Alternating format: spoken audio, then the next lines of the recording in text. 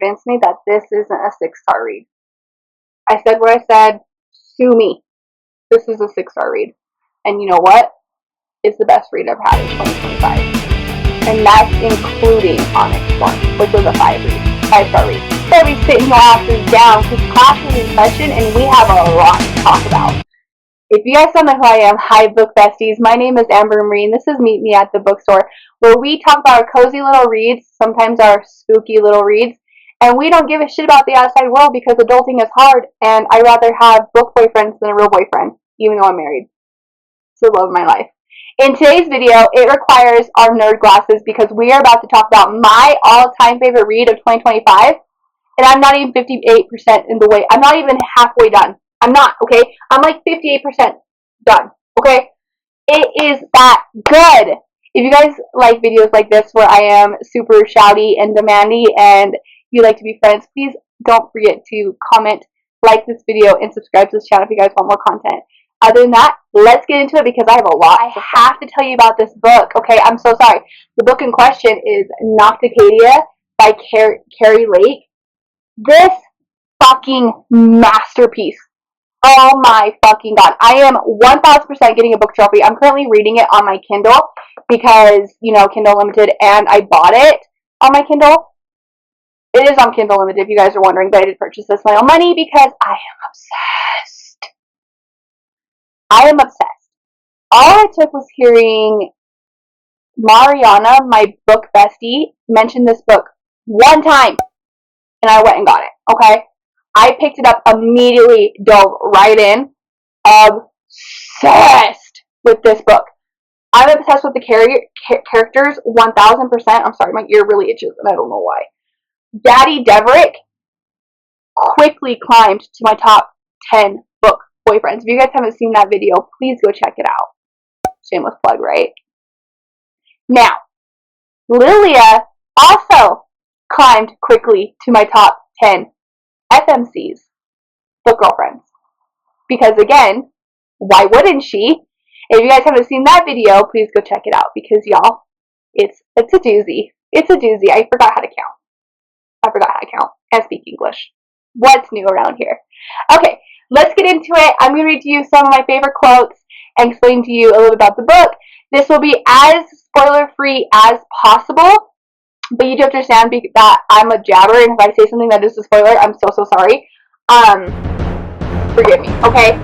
But let's get into it because I have a lot of thoughts, I have a lot of feelings, and I gotta say it. I gotta say it all. Okay, let's start with my favorite quote. My favorite quote so far. Page 29, chapter 3. It's talking about her mother who had passed away. Lilia is the main character, and her mother passes away 4 years previous to when the story is taking place.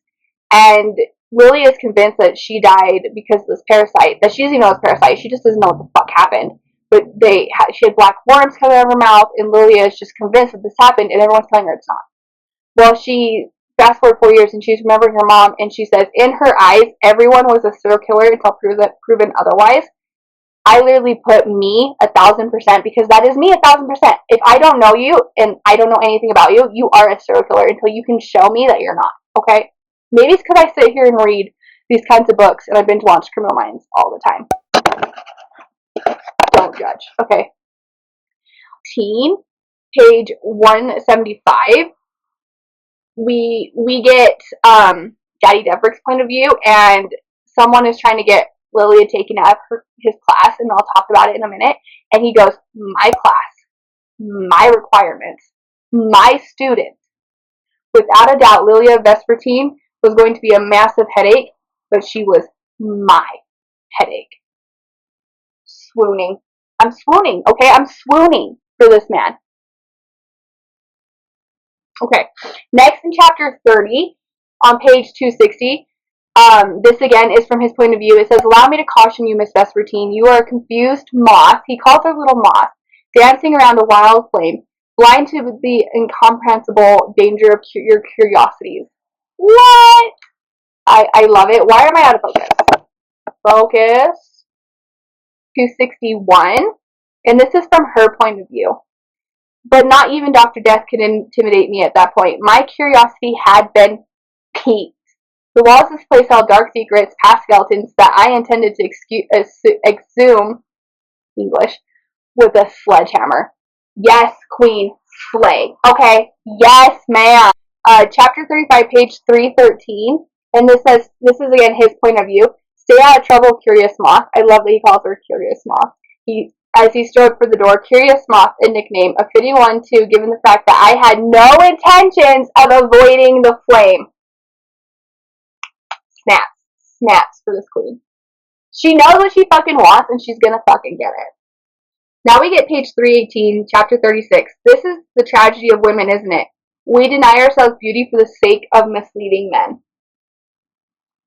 Yes! So she gets invited to a gala, and I'll get into it more. And so she gets this beautiful dress custom made for her, and she feels like she can't wear it because she's not pretty enough, and that's what is said to her. And then same chapter, page 320, same character, she goes, I love money, but wealth is exhausting.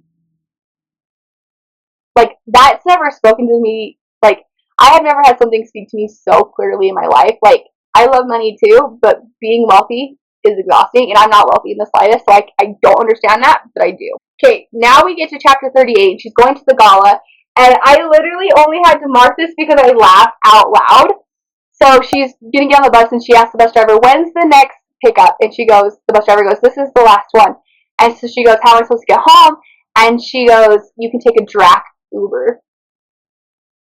I'm sorry, I just laughed. I'm sorry, a Drac Uber? LOL. And then she's at the gala, and she's talking to Daddy Deverick, and he goes, you think they're staring at you because you're poor, because she felt like everyone was staring at her? The wealthy possess an insatiable appetite for the rare and priceless. They stare because you're the only thing worth staring at. Oh my god, I am literally swooning for this man. Whew, this man is untouchable. And same thing, same page, you're far too young to live a life without mistakes. Because she just wanted to hang back and not do anything, and he was like, okay, go do something. Go have fun. Chapter 40, page 362, this is from Deverick's point of view. Calling her beautiful was like calling the sun lukewarm. She blazed like the hottest part of a flame in that dress, and fuck me, I felt the heat. This man, he never actually says I love you, but he doesn't have to because he says shit like that. Chapter 42, page 377, you are a curiosity in yourself, Miss Vespertine. And then this one I literally just had to highlight because to me it reminded me of Twilight, and a quote from Twilight, and I'll get to that in a minute. Page 381, and so the moth befriended the flame. Twilight! Like, come on! And so the lamb becomes friends, or so the lamb befriended the lion? Like, what? I am obsessed with everything so far. Those are my favorite quotes. Let's get into, like, now that you've heard my favorite quotes and why I'm swooning over these characters and I love this man and his mouth, let's get into it so you guys can kind of get a little bit of backstory. So, this book takes place in Massachusetts and Maine, and you follow Lilia Vespertine, who is a 20-year-old community college student who is trying to become a doctor, like a med student, and because her mom was tragically, like, not killed, but was killed tragically, and she's convinced that she knows what she saw, and she saw these black worms coming out of every orifice of her mom, and everyone tells her that's not what she saw, your mom committed suicide. Well, she writes a paper for her community college class, and it's a fictional paper. It was supposed to be, and so she goes, well, if it's not true, I'm going to talk about my mom's story, but no one's going to know it's about my mom. So she does.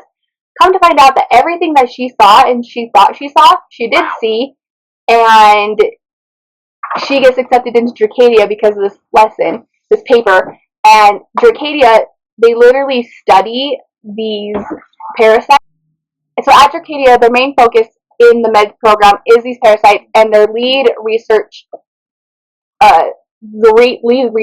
is Deverick Bramwell, who's also a professor, who is the main male character. And he literally uses bad people that hurt him in a way. I'm not going to get into it too much because of spoilers, but hurt him in a way to test these parasites to find a cure to literally everything, including a fucking condition that he has himself. and he uses the toxins which he's like extracting from the dead people because he is killing these people. They call him Daddy Death, Dr. Death for a reason, Daddy Death for a reason, and it's a good reason. But he's extracting these toxins and he's using himself as the guinea pig. What? Oh my god. Okay, so Lily is now at the college. She befriends a guy named Spencer, and let me tell you straight up and now, Spencer, he's a punk ass bitch, and I want to knock him the fuck. Besides the point, let's back onto the story, because this is so good. She goes to a gala with Spencer. She gets invited to a gala. That's where you get the dress and the wealth statements and the like misleading men and everything, okay? But she goes to this gala and she literally is like super curious about the moth. She leaves and she gets drugged. She gets drugged. And who's the one that saves her? Daddy Deverick. Daddy fucking Deverick. I love this man, okay? He saves her, takes her to his lab because he didn't feel comfortable like walking her to her dorm room. I just recorded the whole fucking thing and I wasn't even fucking recording. You gotta be kidding me. Okay, so I don't know what I had just left off at, but okay, so Lilia goes to the gala and obviously is super stunning. She gets fucking molested at this gala. The person sitting next to her starts touching her very inappropriately, and she's too fucking scared to say something, so guess who says something for her? Because he notices, because he can't keep his fucking eyes off her. Yeah, Deverick. Yeah. So then she leaves the gala, and she's not feeling, like, right.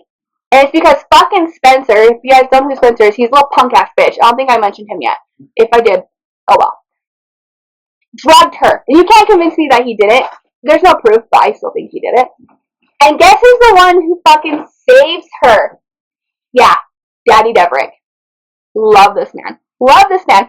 He saves her, doesn't feel comfortable taking her to her dorm room because of scandal and everything. So he takes her to his lab, lays her down, realizes, that she's a fucking sleepwalker, doesn't want her to get hurt, so he, like, handcuffs her to the bed to protect her.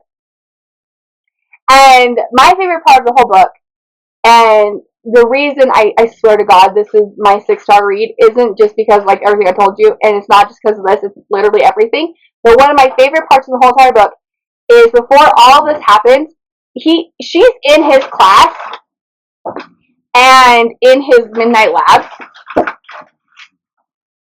We're gonna ignore the noise. She needs to find money to save up for her little sister's college or schooling tuition because she's in like a private school, and her stepdad is like just not forking the bill, like he's not upholding his end of the bargain. And so her friend Jada was like, hey, I know you don't want to do this, but there's this website you can sell your body on, basically, and all you have to do is masturbate. I'm sorry, like publicly, and you'll get all these coins that can be turned into real cash, and then she could pay for her sister's tuition. So she's like, you know what? I need the money. Fuck it. What's the best place to go do this at? In Deverick Brownwell's midnight fucking lab. And one of his rules is he doesn't like being recorded. So guess what fucking happens? She's literally masturbating. Okay? And he catches her, confiscates her fucking phone, takes it to his office, watches the fucking video, then sends it to himself so he can watch it later, gives her the phone back, she uploads it, gets paid, it gets taken down, okay? But then he watches this later so he can get off. This fucking man, okay? This fucking book. It is like Harry Potter grown up without the magic. You get the dark academic vibes of Harry Potter, and like there's a train just like Harry Potter. This is, if you liked Harry Potter as a child, even into adulthood, because let's be honest, I still love Harry Potter with all my heart and soul, you are gonna love this book. Y'all are gonna love it. If you guys haven't read it, please go do so. It is on Kindle Unlimited, and it's amazing. Chef's kiss, top tier. This is my God tier book. I guarantee it. it is going to be a 6-star fucking read. And you can't change my mind about that at fucking all. Okay? Okay, besties, that's all I have for you guys. Don't forget to leave a comment if you guys have read this book and tell me if you guys enjoyed it as much as I have so far. And tell me your book recommendations in the comments as well. I love you guys. Don't be depressed. Go read a book. Forget the outside world because fuck that shit. I love you guys. Read on, my book besties. Bye, my love.